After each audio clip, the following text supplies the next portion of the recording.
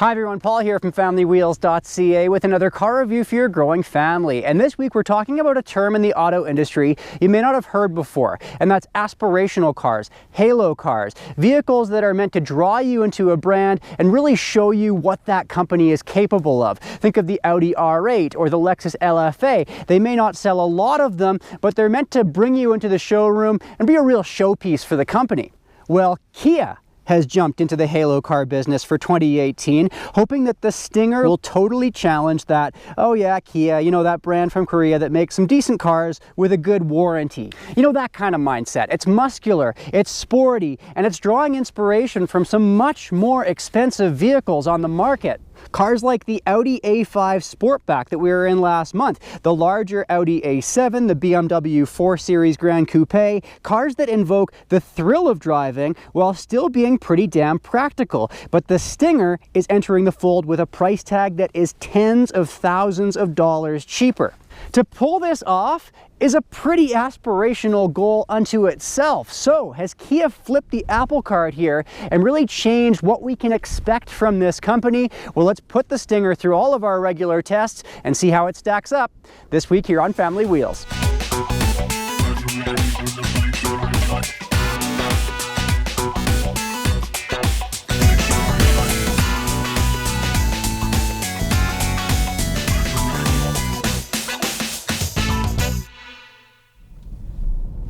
So you can tell that Kia is really gunning for the Germans here because they've cherry-picked a team of European designers for this car. And if you're into more reserved looks, it may not be your cup of tea, but you have to admit the Stinger catches the eye while still holding on to some of those design cues from other Kias, the headlights, the grille.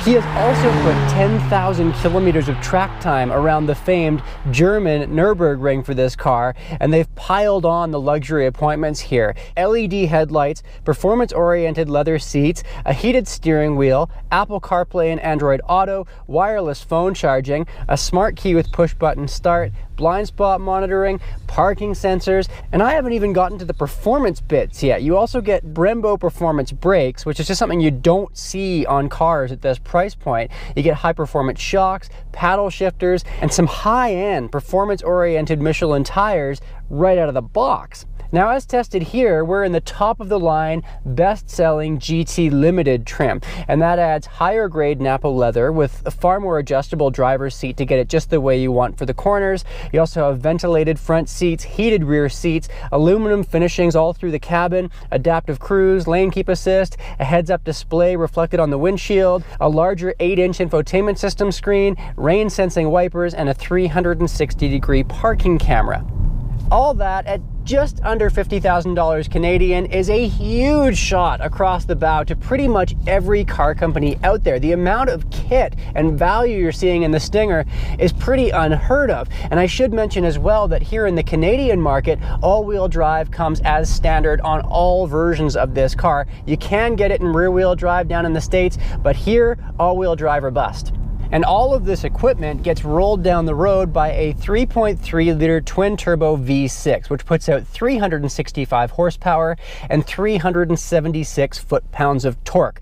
Now, if those numbers don't mean much to you, it's a lot. It can rocket you to 100 kilometers an hour in just 4.9 seconds. That's faster than the BMW 440 Grand Coupe. It's even faster than a V6 Porsche Panamera. But while Audi leads the charge, I think, with engines that really don't have much turbo lag, this V6 does take a moment to spool up. I wish that the power would be a bit more immediate when you lay your foot down, but once that pressure builds, honestly, I've got a bit of a head cold going on here this week, so you know, there's like mucus sloshing around inside of my skull.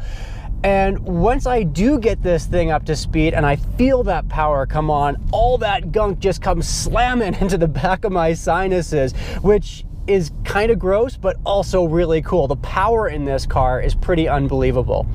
On this point, by the way, even though Kia does have dual clutch transmission technology in the wings, the Stinger designers opted to put a more traditional 8-speed automatic on board. Audi's done the same thing with its S-Line cars for 2018 because regular automatics, they've just become far better at quick shifts and they're more reliable when so much torque is constantly getting thrown at them. And honestly, this 8-speed is smooth and it's right there when I need it.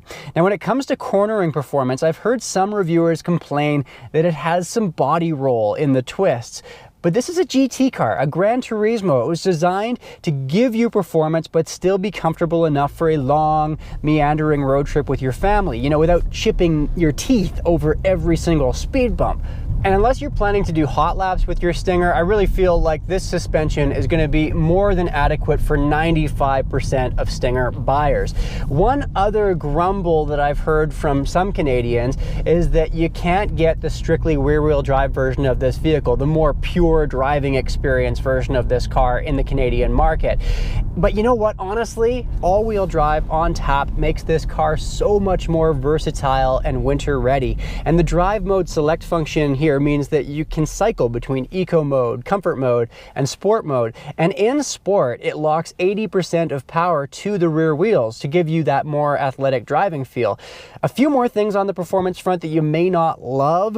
While most of the vents and body paneling actually do something here on the Stinger, these gills on the hood here are strictly aesthetic, which I think is kind of cheesy. We've also found that its turning radius in the urban jungle this week is surprisingly poor, and its steering feel is rather heavy, which I quite like, but you may not.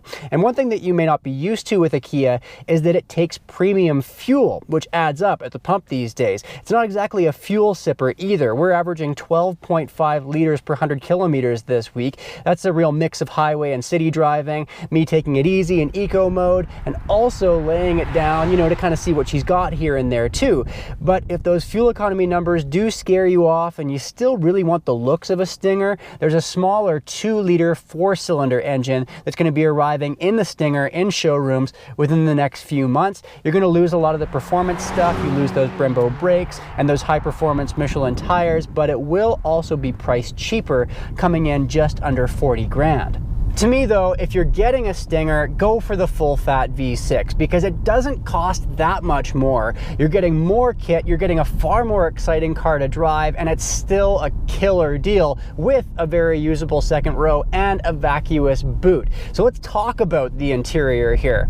Getting into this car, you'll notice it's a little low, which may be challenging for some people, but once you're on board, it's been really well laid out. Everything is right where you'd expect it to be. It's got a sporty look. It's very driver focused, but while it's clearly inspired by its more expensive German brethren, some of the switchware, particularly in the doors, here for the climate control, does feel a little bit cheap. And while you'll find fully customizable digital instrument clusters in front of the driver in many of its German competitors, the Kia has a more conventional analog speedometer and tach, which I still quite like, but isn't quite as cutting edge.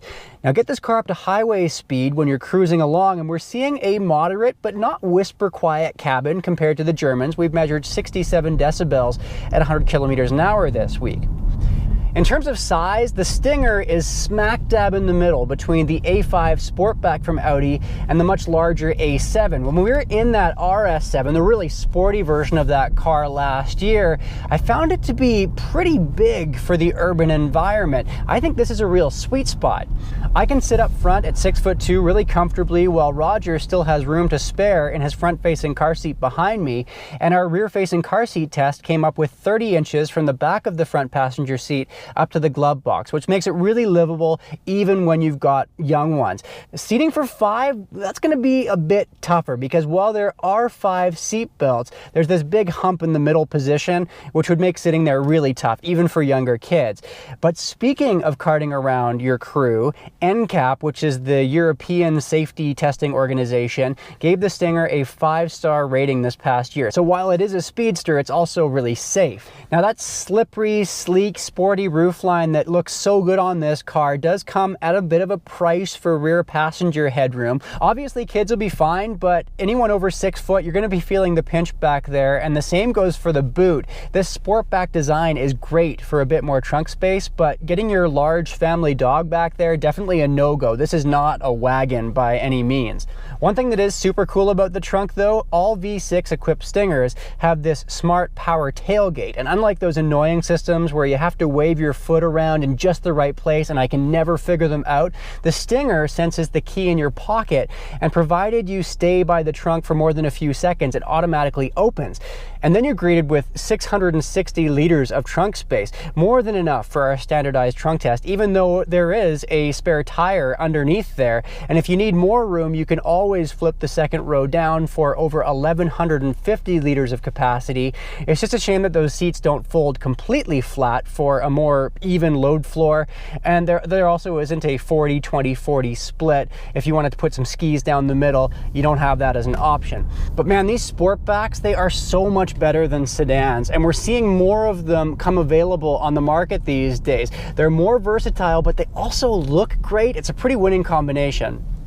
Well, Kia came in swinging for the fences with the Stinger, and I have to say, despite all the hype around this car, I was coming in kind of skeptical. Could it really keep up with the premium cars that it was pitting itself against? And sure, there are some refinements that you're going to have to give up on the Stinger, but a sporty, livable, all-wheel drive, badass looking liftback at a fraction of the price of those competitors is one of the true marvels, I think, in recent car design. It's doing exactly what Kia set out for this car to do. It has me looking at the company with a whole new set of eyes. And unlike other aspirational halo cars, it's one that the masses can actually afford.